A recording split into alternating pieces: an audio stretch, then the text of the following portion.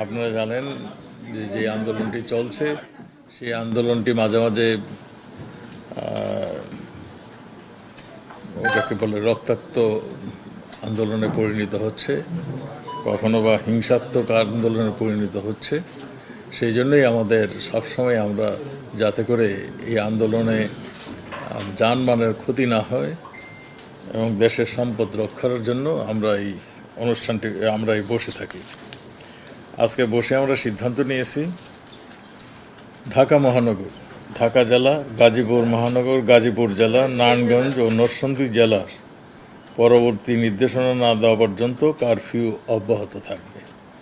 আগামীকাল রবিবার হতে সকাল 6টা থেকে রাত 9টা পর্যন্ত কারফিউ শিথিল থাকবে। আমরা 7টা ছিল আগে, সেটাকে 6টা করা হলো, এবং 8টা ছিল সেটাকে 9টা করা হলো। কারফিউ এই সময়টুকু শিথিল থাকবে। অন্যান্য জেলায় ক্ষেত্রেই জেলা প্রশাসক, আইন শৃঙ্খলা রক্ষাকারী বাহিনী সমন্বয় করে স্ব জেলা কারফিউর বিষয়ে সিদ্ধান্ত নেবেন। আপনারা জানেন রংপুরে আমাদের ইউনিভার্সিটির সামনে একটি আমাদের এক ছাত্র নিহত হয়েছিল। আমরা সেই জন্যই আমরা প্রাথমিকভাবে মনে করেছি যে 2 জন পুলিশ সদস্যকে আমরা সেই জন্য তাদেরকে বরখাস্ত করা হয়েছে, সাসপেন্ড করা হয়েছে। এইটাই ছাত্রদের দাবি ছিল, এটাও করা হয়েছে। আপনারা এও জানেন গতকাল খুলনায় একজন পুলিশ সদস্যকে নৃশংসভাবে পিটিয়ে এই আন্দোলনকারীরা হত্যা করেন। তারপরেও পুলিশ সর্বোচ্চ ধৈর্যের পরিচয় দিয়েছেন। আমরা পুলিশ বাহিনী সবসময় মানুষের হেফাজতের জন্য, জানমালের হেফাজতের জন্য কাজ করেন, এবং পুলিশ চরম ধৈর্য সহকারে এই আন্দোলন শুরু থেকেই এর মোকাবেলা করে আসছেন। আপনারা এও জানেন এইচএসসি পরীক্ষার্থী, মাননীয় প্রধানমন্ত্রীর একটা নির্দেশনা ছিল যে পরীক্ষার্থী এবং ছাত্রদের জামিন দেওয়া, তাদেরকে জামিনে ছেড়ে দেওয়ার নির্দেশনা তিনি দিয়েছিলেন। এই পর্যন্ত এইচএসসি পরীক্ষার্থী 2/8/24 তারিখে 75 জন এবং 3/8/24 তারিখে 59 জন, এই 2 দিনে মোট 134 জন ছাত্র এবং পরীক্ষার্থীকে জামিন দেওয়া হয়ে গিয়েছে। এবং আমরা আরও পরীক্ষা নিরীক্ষা করছি, যে সমস্ত ছাত্র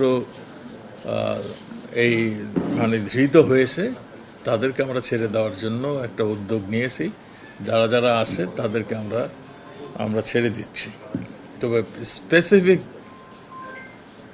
কারোর বিরুদ্ধে যদি, যেমন ওই যাত্রাবাড়িতে মেরে লাশ ঝুলিয়ে রেখেছিল যেই ছেলেটি, এইরকম যদি স্পেসিফিক কেউ নামে এইরকম থাকে, তার বিষয়ে আমাদের আইন অনুযায়ী ব্যবস্থা নেওয়া হবে। বাকি সবগুলোকেই আমরা জামিনে ছেড়ে দিচ্ছি।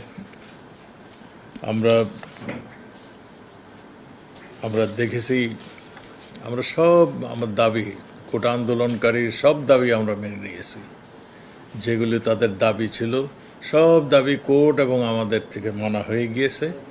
তারা যা যা পরবর্তী দাবিগুলি করেছিল, পুলিশের বিচারের আওতায় আনার, সেও আমরা করেছি।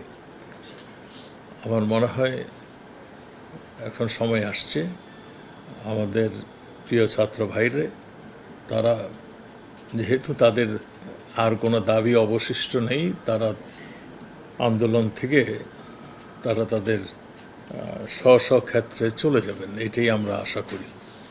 আর তারা এখন আমরা যা দেখছি, আন্দোলন যেই জায়গাটিতে গিয়েছে, এইটা তাদের কাম্য কোনো দিনও ছিল না আমরা মনে করি।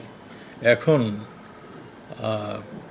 রাজনৈতিক দলের কাছে, যারা নাকি সবসময় রাষ্ট্রদ্রোহী কাজে সবসময় ব্যস্ত থাকতো, জামাতে ইসলাম এবং আমাদের বিএনপি, আপনারা দেখছেন সবসময় তারা ধ্বংসাত্মক কাজে লিপ্ত ছিল। দেশকে কেমনে একটা বিপর্যয় ঘটাতে পারে, দেশকে একটা অকার্যকর দেশে পরিণত করার জন্য তারা শুরুর থেকেই চেষ্টা করছিল। আজকে তাদেরই ইসের মধ্যে তারা পড়ে গেছে বলে